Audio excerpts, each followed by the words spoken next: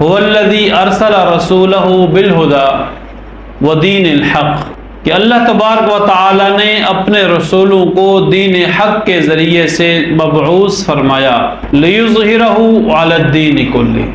اس دین کو پوری دنیا میں غالب کرنا، پوری دنیا کے اندر اسلامی احکامات، شرعی احکامات کا نفاذ ہو۔ رسول اللہ صلی اللہ علیہ وسلم ایک مشن لے کر، ایک موقف اور ایک کاز لے کر دنیا میں تشریف لائے۔ آپ کے مبعوث ہونے سے پہلے آپ کا ایک کردار تھا، آپ کی ایک شخصیت تھی، ایک طویل عمر 40 سال ان لوگوں میں آپ نے گزاری، اور آپ کی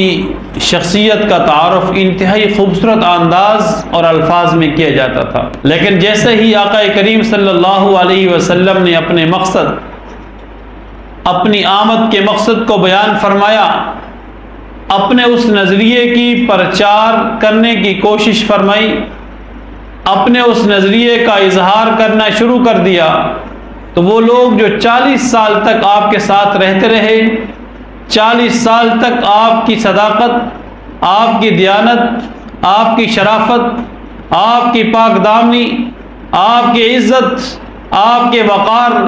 آپ کی بلندی اور آپ کی شہرت کا اعتراف کرتے رہے۔ اچانک جب آپ نے اپنی نبوت کا،